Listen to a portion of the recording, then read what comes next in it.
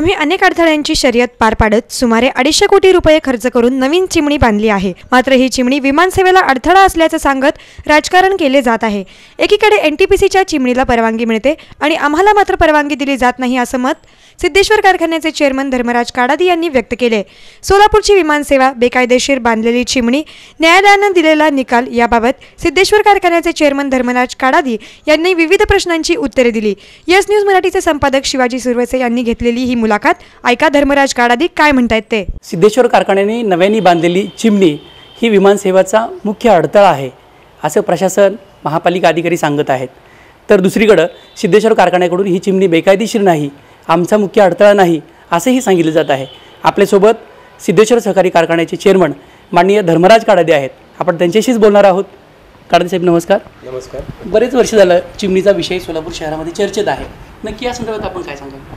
मी मध्यंतरी गेल्या आठवड्यातच याबद्दलचा खुलासा एका पत्रकार परिषदेमध्ये केला होता की सिद्धेश्वर कारखान्याची चिमणी ही विमानतळाला अडसर होऊ शकत नाही। कारखाना हा 71ला सुरू झाला आणि हे विमानतळ 87मध्ये चालू झालं। तेव्हापासून या कारखान्याच्या चिमण्या त्या ठिकाणी आहेत आणि त्या अडथळा होऊ शकत नाही असं जे मी म्हणलं आहे त्यासाठी मी अजूनही त्या शब्दाशी बांधील आहे।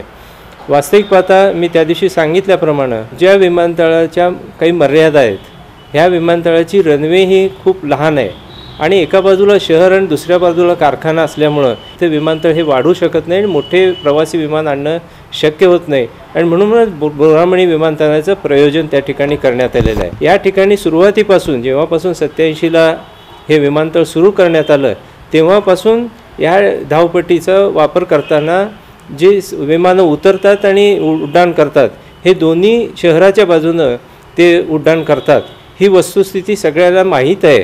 पण तरी परंतु कारखान्याच्या चिमणीच्या अडथळ्याचं कारण करून अननेसेसरी सगळ्यांकडे दिशाभूल करण्याचा प्रयत्न होतो आहे। ज्यावेळेस त्याचा सर्वे केला, जे 16 अडथळे म्हणतो ते ज्या अधिकाऱ्यांनी याबाबत ती कारखान्याची चिमणी अडथळा येते असं म्हणतायत त्यांना आम्ही खुलासा, त्यांनी जे प्राधिकरणाने किंवा एअरपोर्ट अथॉरिटीने या ठिकाणी जो सर्वे केला आहे त्याच्यात त्यांनी स्वतः 16 अडथळे दाखवलेत की ज्यामध्ये काही किरकोळ अडचणी जे निघू शकतील, झाडं, एखादी लहानशी इमारत हे आहे। परंतु सर्वात मुख्य अडचण त्यांनी जे सर्वेमध्ये केलं आहे ती NTPCची 270 मीटरची उंची असलेली चिमणी ही त्यामध्ये प्रामुख्यानं आहे। हे विमानतळ जर आपल्याला कायमस्वरूपी चालवायचं असेल आणि रात्रीचं उड्डाण करायचे असतील म्हणजे कारखान्याच्या दिशेने तर मात्र त्या ठिकाणी आपल्या चिमणीबरोबर NTPCची चिमणी ही आडवी येते। परंतु वास्तविक पाहता आम्ही 2014ला जेव्हा हा महत्त्वाकांक्षी प्रोजेक्ट त्या ठिकाणी हाती घेतला कारखान्याचा कोजनरेशनचा, त्यावेळेस 2014मध्ये आम्ही आमच्या चिमणीसाठी ना हरकत प्रमाणपत्रासाठी अर्ज केलेला होता। त्याचबरोबर हा प्रोजेक्ट करण्यासाठी महापालिकेची ना हरकत प्रमाणपत्र तत्वता ना हरकत प्रमाणपत्र घेतलं होतं। साखर आयुक्ताचं ह्या प्रोजेक्टसाठी कोजनरेशनसाठी आम्ही त्यांचं ना हरकत प्रमाणपत्र घेतलं होतं। त्याचबरोबर पोल्युशन कंट्रोल बोर्ड यांचंही आम्ही ना हरकत प्रमाणपत्र घेतलं होतं। म्हणजे प्रोजेक्ट सुरू करताना ह्या सर्व परवानगी आम्ही घेतलेल्या होत्या। फक्त चिमणीच्या बाबतीमध्ये जी आम्ही 2014ला अर्ज केलं सुरुवातीपासून आम्हाला मुंबई ऑफिसवरून दिल्ली ऑफिस आणि दिल्ली ऑफिसवरून मुंबई ऑफिस असं 2017पर्यंत 14चा माझा अर्ज 2017पर्यंत त्या ठिकाणी निर्णय न घेता त्या ठिकाणी पेंडिंग ठेवला जात होता। परंतु आमचा प्रोजेक्ट हा कोऑपरेटिव्ह साखर कारखाना असल्यामुळे साखर आयुक्तांनी मंजुरी दिली असल्यामुळे सर्व त्याचे जे टेंडर होतात ते पुण्याच्या साखर आयुक्तांच्या समोर होतात आणि तो प्रोजेक्ट आमचा 2004ला जेव्हा पहिलं बॉयलरचं टेंडर झालं आणि थर्मॅक्ससारख्या अतिशय स्टँडर्ड कंपनीला त्याचं गेलं, त्यांनी ते इरेक्शन चालू केलं आणि त्याचं इरेक्शन वर्षभरात पूर्ण केलं। त्याबरोबर जेव्हा तिथं आम्ही बॉयलर उभा केला तर चिमणी त्याच्या बाजूलाच उभा केली गेली पाहिजे, त्या दृष्टिकोनानं आम्ही चिमणीचं बांधकाम केलं। वेळोवेळी आम्ही मुंबई दिल्ली ऑफिससाठी सातत्यानं चिमणीच्या परवानगीसाठी प्रयत्न करत होतो, परंतु आम्हाला त्या ठिकाणी निर्णय देता येत नव्हता।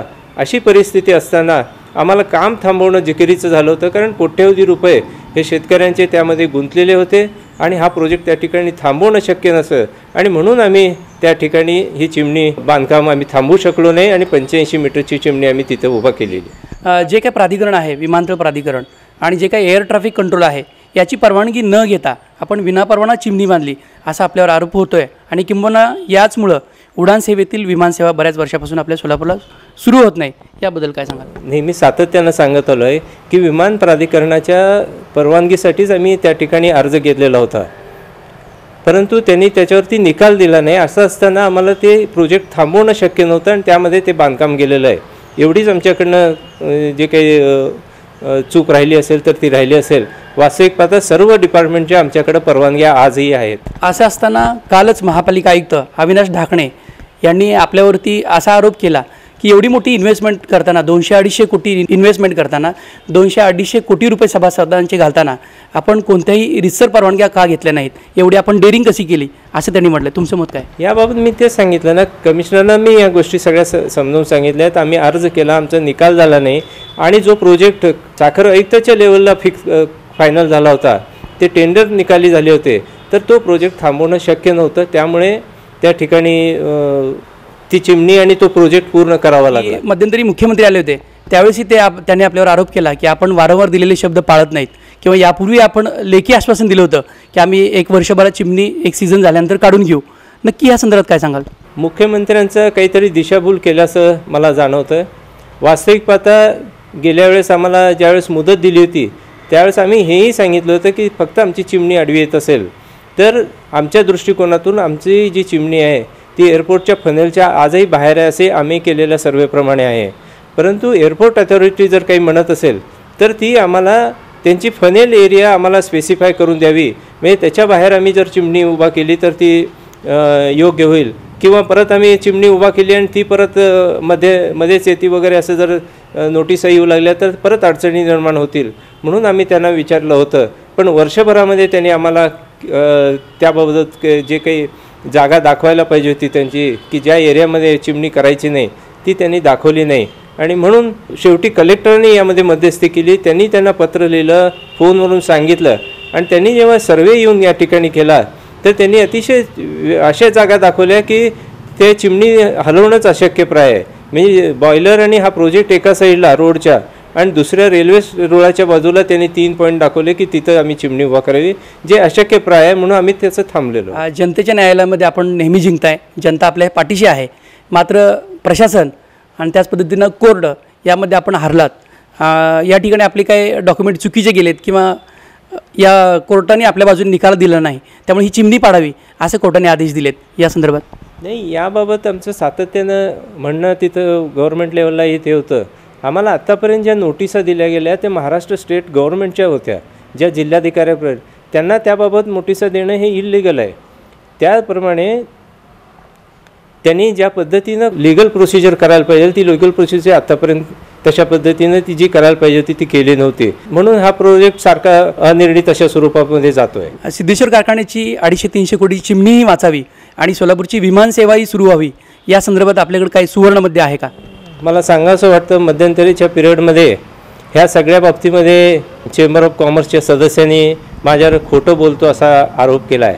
वास्तविक पाहता मी कसा व्यक्ती आहे हे सोलापूरकरांना माहिती आहे आणि ती व्यक्ती ज्यांनी माझ्यावरती असा आरोप केला आहे की मी खोटं बोलतो, त्यांनी मला वाटतं त्यांनी स्वतःच्या आरशामध्ये त्याचं व्यक्तिमत्व बघावं आणि आपण काय बोलतो आहे आणि काय करतो हे लक्षात घ्यावं. सोलापूर सगळेजण जाणतात की ज्या व्यापाऱ्यांनी बोललं त्यांनी स्वतःची महापालिकेची जी प्रॉपर्टी आहे ती कशा पद्धतीने वापरली आहे, तिथं नियमबाह्य फुटपाथ कसं वापरतात, नियमबाह्य तोडफोड करून ते दुकानं कसं वापरतात, हे सगळं त्यांना माहिती आहे.